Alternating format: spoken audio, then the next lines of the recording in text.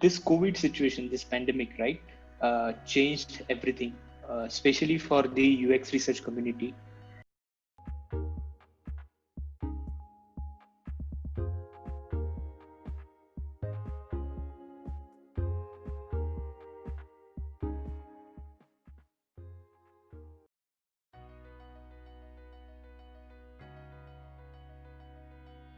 So first of all, users are free, right?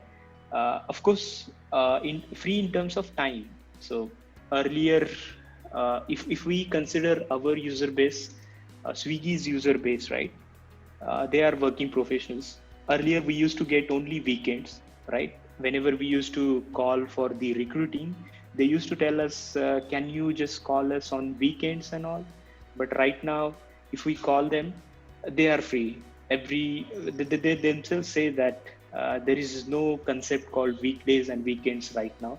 So yes, that's how they are connecting with us, and no doubt what we are doing is we are first of all we are floating a survey emailer where if at all they are free or if they want to participate in any type of user research, then yes, they can go ahead and they can say yes to that particular emailer, and then we call them and we fix particular time. There are some users, they just tell, why can't you just start right away? So yes, I would say users are free right now. So we should consume that particular time for any type of projects.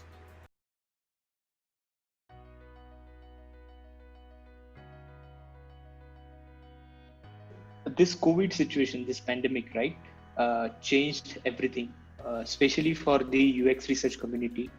Earlier, what we used to do is we used to go out on field and we used to meet users on field, right? Uh, Due to this lockdown and this particular pandemic, what is happening is we are not able to meet the end user face to face. And what we have to do is we have to learn a lot of tools which are helping to conduct these type of research sessions remotely. And yeah, so that's how this pandemic situation is promoting a lot of new tools, new technology. uh, so as a UX researcher, I do learn different tools which are helping me to testing the users remotely, and a lot of self reflection, I would say, not only from the user's point of view but from the personal point of view.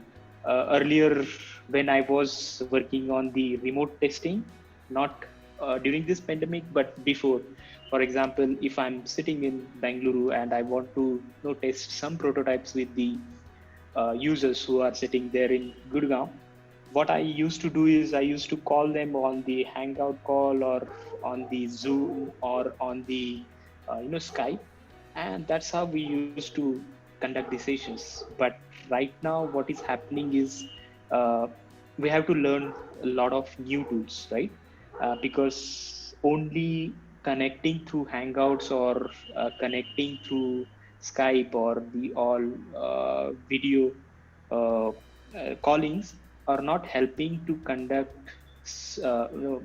this UX research or user research in end-to-end way. For example, if I want to use a methodology called card sorting, I can't use it on the Skype call or the Hangout call, right? So for that, I have to learn a new tool, which will help me to conduct that particular session through the card sorting methodology. And yes, that is how the lot of new learnings of new tools are promoting the user researchers to test the UX research.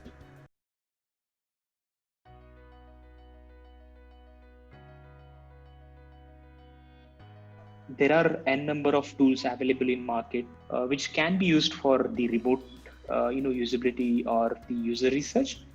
But if you ask me your favorite tools which I'm using right now, is of course first is the Lookback.